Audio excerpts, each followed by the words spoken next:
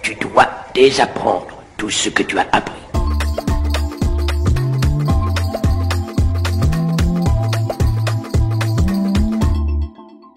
Bon, mais salut les amis, bon, on se retrouve pour la suite de ma série Pourquoi les youtubeurs sont des cons. Donc évidemment, j'en fais partie puisque je suis sur YouTube.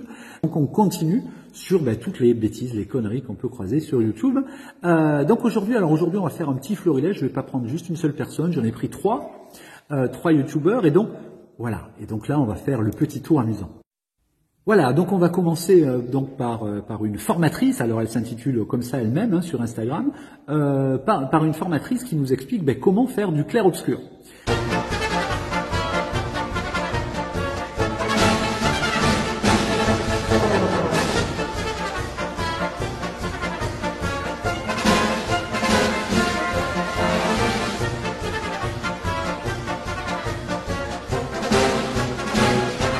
Alors ça part pas trop mal, elle explique effectivement qu'il faut placer une personne avec la lumière dans le dos, à une fenêtre par exemple. Donc là ça part plutôt pas mal puisqu'elle a compris que le clair-obscur c'était effectivement une lumière placée en backlight. Alors le vrai terme c'est une lumière placée à contre-jour. Voilà. À nouveau les amis, vous pouvez ne pas disposer d'un posemètre indépendant. Vous pouvez ne pas avoir de luxmètre et donc ne pas pouvoir mesurer la lumière incidente de la bonne manière. Mais en revanche, si vous êtes photographe, a fortiori si vous êtes formateur en photographie, vous disposez d'un appareil photo. Si vous disposez d'un appareil photo moderne, alors sachant que ça existe depuis les années 50, vous avez dedans un posemètre intégré. Si vous avez un posemètre intégré dedans, vous avez la possibilité d'utiliser la mesure spot, c'est-à-dire de mesurer un point de lumière.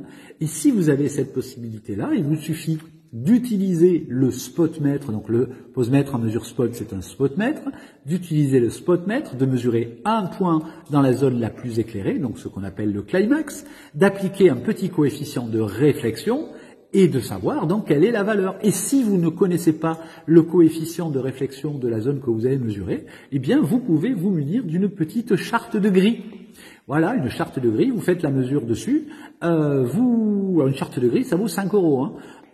Vous faites la mesure au spotmètre dessus et vous avez votre valeur comme si c'était de la lumière incidente. Et donc vous savez exactement à combien régler votre appareil photo. Et si vous n'avez pas les sous, je peux comprendre que 5 € c'est énorme, vous disposez normalement d'une main.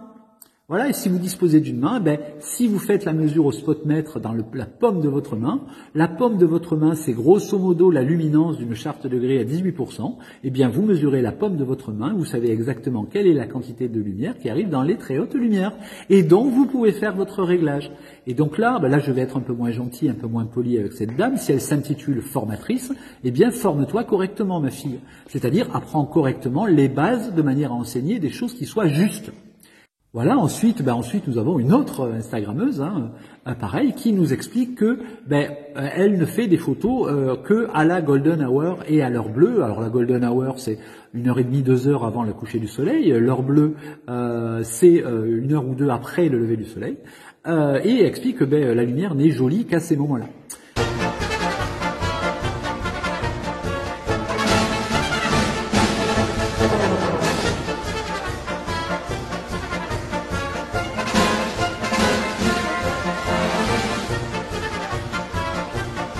Alors, mais comment faisons-nous, nous, photographes publicitaires qui travaillons en extérieur? Mon Dieu, on a des équipes parfois de 40 personnes, des coiffeurs, des maquilleurs, des stylistes, des assistants, etc. Et imaginez qu'on ne puisse travailler que 2 heures par jour. Mais alors, les budgets des photographies publicitaires, mais je pense que là, on pourrait facilement racheter Amazon à l'issue de la signature du contrat, parce que si on pouvait travailler que 2 heures par jour, c'est pas possible.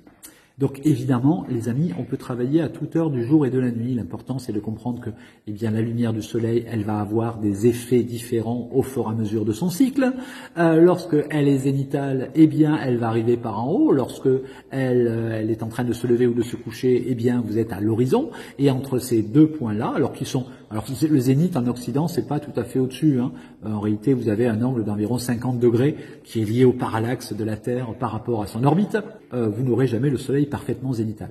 Et si le Soleil est zénital et que la lumière ne vous plaît pas, parce que soit elle est trop dure, alors si elle est trop dure, on peut l'adoucir en plaçant un diffuseur devant, soit elle est trop zénitale, il suffit de changer l'axe du sujet que vous photographiez par rapport à la lumière, de manière à ce que la lumière ne soit pas zénitale. Par exemple, là la lumière qui m'éclaire est face à moi, mais si je baisse la tête, hop, regardez, hop, ça devient une Paramount. D'ailleurs, j'ai une ombre sous le nez.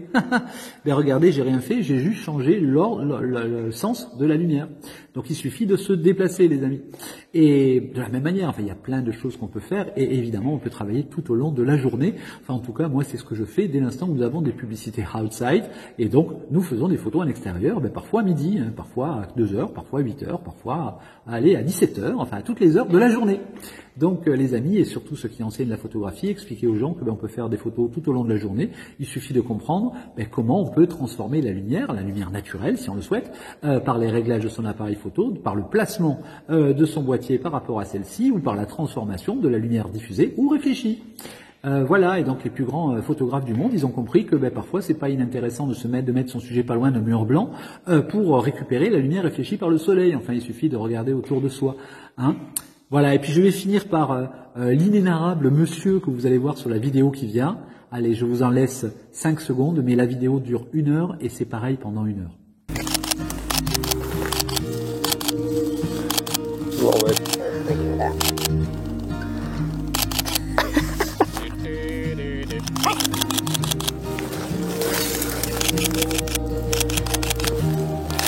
Voilà, donc j'ai pas compté, alors je crois que l'extrait que je vous ai mis, il doit durer 5 secondes, mais je crois que pendant ces 5 secondes, il a facilement dû faire 200 photos, parce qu'il travaille en rafale. Voilà, donc j'ose à peine imaginer, alors pareil, il explique sa façon de travailler, pour vous expliquer que c'est une bonne façon de travailler pour faire de la photo boudoir. Alors bon, déjà, il n'a rien compris à ce qu'est le boudoir, quand vous regardez la scène, là, il fait juste de la photo érotique à 2 balles. Mais bon, ça après, c'est son droit. Mais c'est surtout que j'ai peur pour lui au niveau de l'editing, parce que je ne sais pas combien de cartes mémoire il remplit par jour avec sa façon de travailler, mais je pense qu'il doit revenir chaque jour avec 20 ou 30 000 photos. Alors niveau editing, je pense qu'il doit passer un temps fou pour déterminer quelle est la bonne photo. Alors les amis, plutôt que de travailler en rafale et photographier tout et n'importe quoi, surtout à distance, sans regarder dans son objectif comme il le fait, je pense qu'il doit avoir une quantité de déchets juste extraordinaire. Et j'imagine que comme les montres en panne indiquent 2 fois la bonne heure par jour, je pense que de temps en temps, ce monsieur a de très bonnes photos. Mais c'est un vrai hasard. Voilà, donc les amis, ne faites pas comme lui. Prenez votre temps, regardez les choses, et puis vous allez voir que vous allez pouvoir faire des belles photos. Voilà les amis, j'espère que ça vous a un petit peu amusé. En tout cas, moi, ça me fait beaucoup rire. Voilà, on se retrouve demain pour la suite de Pourquoi les youtubeurs sont des cons, moi y compris. Et on se retrouve demain. En attendant, les amis, posez-moi des questions, n'hésitez pas à réagir, bien entendu, à liker cette vidéo si elle vous a intéressé. Et on continue, on se retrouve demain, comme tous les jours, pour une nouvelle vidéo. En attendant, soyez heureux les amis, créez des photos. Ciao!